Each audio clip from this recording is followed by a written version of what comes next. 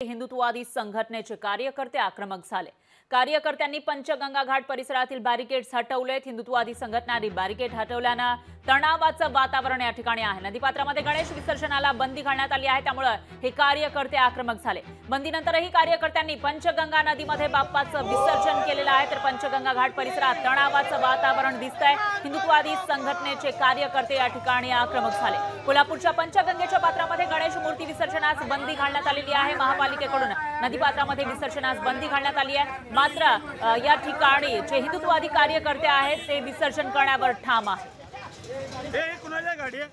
आणि या विषयी माहितीसाठी आपले प्रतिनिधी सतेज औंधकर थेट कोल्हापूरमधून आपल्या सोबत जोडले गेले आहेत। पंचगंगेच्या किनाऱ्यावरून ते आपल्या सोबत आहेत। सतेज, काय सांगाल? एकीकडे महापालिकेकडून बंदी घालण्यात आली आहे, पोलिसांचा बंदोबस्त आहे, तरी सुद्धा हिंदुत्ववादी संघटना मात्र इथंच गणेश विसर्जन, नदीपात्रामध्येच गणेश विसर्जन करण्यावर ठाम असल्याचं सांगितलं जातं। काय अपडेट्स आहेत? सध्याची स्थिती काय आहे? नक्कीच आज गौरी आणि गणपतींचं विसर्जन होत आहे आणि ते पंचगंगा नदीपात्रात खरं तर केलं जात आहे। कालपासून या संपूर्ण परिसराला पोलिसांनी आहे ते बॅरिकेटिंग केलं होतं आणि हेच सगळं बॅरिकेटिंग आहे ते आता हिंदुत्ववादी संघटनेच्या कार्यकर्त्यांनी उखडून या ठिकाणी टाकलेलं आहे, बाजूला केलेलं आहे। या संपूर्ण परिसराला राज्य राखीव पोलीस दलाचा खरं तर कडेकोट बंदोबस्त आहे। मात्र हे हिंदुत्ववादी संघटनेचे कार्यकर्ते आक्रमक झाले आहेत आणि या ठिकाणी हे सगळे एकत्र होत गणपती बाप्पाचं स्वागत आहे ते केलं जातंय। याच ठिकाणी काही अंतरावरती पंचगंगा नदीघाट आहे आणि पंचगंगा नदी घाटावरती हे सगळं गणपती बाप्पांच्या विसर्जनाची प्रक्रिया आहे ती सुरू झाली आहे।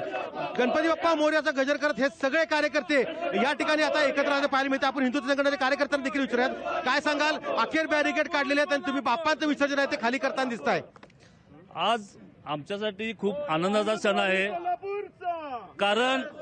कारण आज हे हिंदुत्ववादी संघटनांचं आंदोलन कोल्हापुरातील सर्वसामान्य जनतेने, गणेश भक्तांनी हातात घेतलेला आहे। याबद्दल सर्व जनतेचे आम्ही आभार मानत आहे आणि अभिनंदन करत आहे।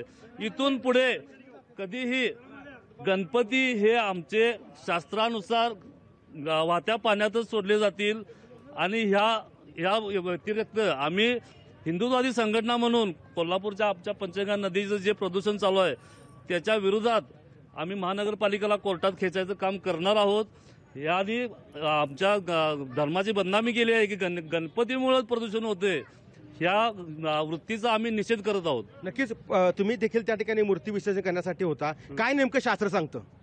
आज शास्त्रानुसार वाहत्या पाण्यातच विसर्जन केलं पाहिजे, पण आज कोल्हापूर महानगरपालिका 365 दिवस झोपलेले असत्या। आपण बघतोय गटरी नाल्याचं पाणी तिथं जाते आणि वर्षातून एकदा गणपती आल्यानंतर ह्यांना प्रदूषण दिसते। मुंबई हायकोर्टाचा आदेश आहे की तुम्ही प्रबोधन जनतेचं करू शकताय, सक्ती कुणावर करू शकत नाही बॅरिकेड लावा म्हणून। नक्कीच आपण पाहतोय सक्ती कुणावर करू शकत नाही, मात्र हे सगळे कार्यकर्ते आहेत आता येणाऱ्या प्रत्येक गणपती बाप्पांचं स्वागत आहे ते टाळ्या वाजून या ठिकाणी करताना पाहायला मिळतात। त्यामुळे कुठेतरी या हिंदुत्ववादी संघटनांनी जे अल्टिमेटम दिला होता त्याचं यश झालंय असं आपल्याला म्हणता येईल।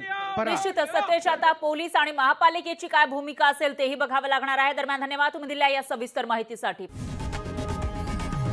लोकशाही मराठी ऐका, पहा, जागरूक रहा।